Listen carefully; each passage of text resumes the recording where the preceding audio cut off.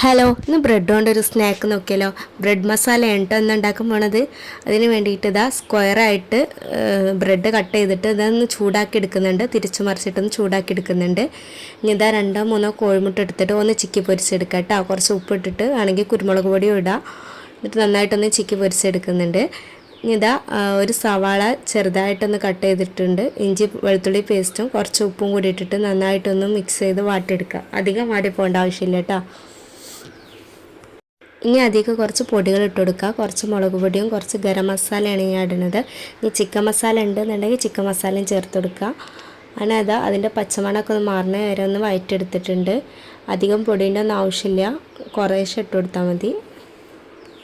പൊടികളുടെ പച്ചമണമൊക്കെ ഒന്ന് മാറി വരുമ്പോൾ നമുക്ക് തക്കാളിയും ക്യാപ്സിക്കം മുട്ട ചിക്കി വെച്ചതും കൂടി ഇട്ടിട്ട് കുറച്ച് സോസും കൂടി ഒഴിച്ച് കൊടുക്കുക. എന്നിട്ടൊന്ന് മിക്സ് ആക്കിയിട്ട് കുറച്ച് വെള്ളം കൂടി ഒഴിച്ചിട്ട് ഒന്ന് തിളപ്പിച്ചെടുക്കുക. ഇനി ഇതിലേക്ക് നമ്മൾ ചൂടാക്കി വെച്ചിട്ടുള്ള ബ്രെഡ് തീക്കിട്ടെടുത്ത് നന്നായിട്ടൊന്ന് മിക്സ് ചെയ്തെടുക്കുക. എന്നിട്ട് മേലെ കുറച്ച് മല്ലിയിലയും കൂടി ഇട്ടിട്ടുണ്ടെങ്കിൽ സംഭവം അവിടെ സെറ്റായിട്ടുണ്ട്. അപ്പോൾ എല്ലാവരും ഒന്ന് ട്രൈ ചെയ്ത് നോക്കുക. സിമ്പിളായിട്ട് ഉണ്ടാക്കാൻ പറ്റിയൊരു റെസിപ്പിയാണ്. വൈകുന്നേരം കട്ടൻ്റെ കൂടെയൊക്കെ കഴിക്കാൻ പറ്റിയ അടിപൊളി റെസിപ്പിയാണ്. അപ്പോൾ എല്ലാവരും ഒന്ന് ട്രൈ ചെയ്ത് നോക്കുക. എന്നിട്ട് ഫീഡ്ബാക്ക് അറിയിക്കുക. ചാനൽ ഇഷ്ടമാണെങ്കിൽ ലൈക്ക് ചെയ്യുക, സബ്സ്ക്രൈബ് ചെയ്യുക. അപ്പോൾ ഇനി വീണ്ടും വരാം പുതിയൊരു റെസിപ്പി ആയിട്ട്.